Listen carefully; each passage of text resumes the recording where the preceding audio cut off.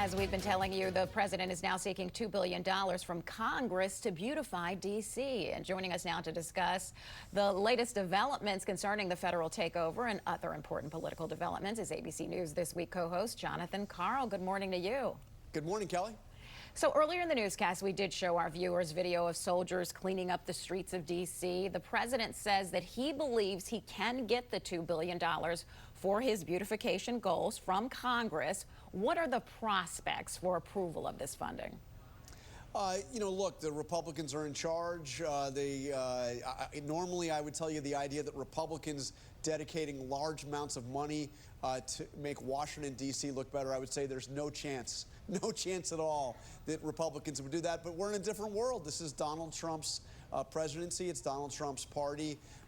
He's got great sway with Republicans and Republican leaders and Republican rank and file on Capitol Hill.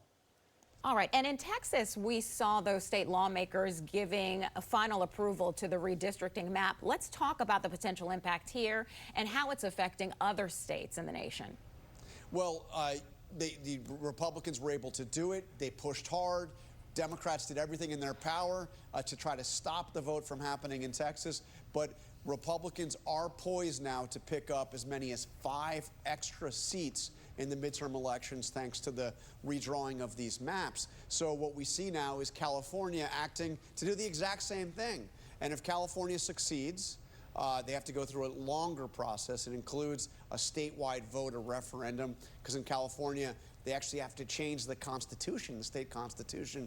But if those maps are changed, that could be 5 extra seats just out of redrawing the maps for the Democrats. It cancels each other out. But now you see a whole list of other states, Missouri, Ohio, potentially even Florida, Maryland, stepping up to talk about doing the same thing. I've looked at it all. We're going to take a very close look at this on This Week.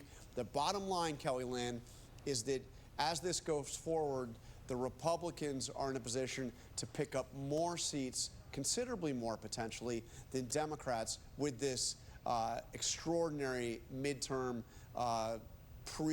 between census effort to redraw the maps. Republicans have the upper hand here, but they may need it. They may need it. The incumbent party often does very badly in midterm elections when a president is in power who is below 50% approval rating, which Donald Trump is.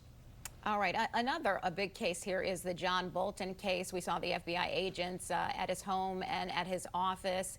Tell me, is this about his criticism of Trump, or is this about something else?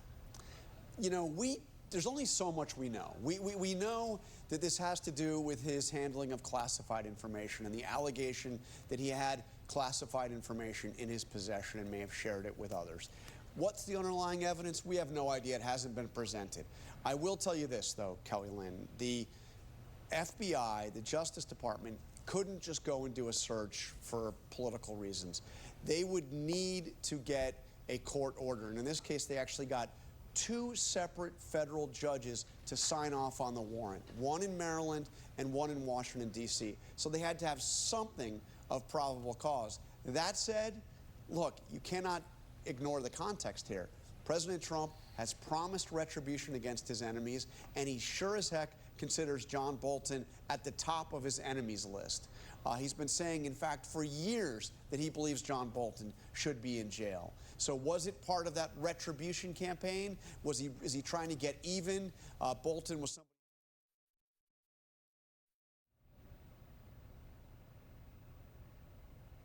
somebody when the evidence is finally presented. But but you do have to consider that they needed judges to sign off on those searches, and the judges did. All right, that is Jonathan Karl of ABC News This Week. We thank you so much for being here, and we want to remind our viewers that they can watch This Week today starting at 9 a.m.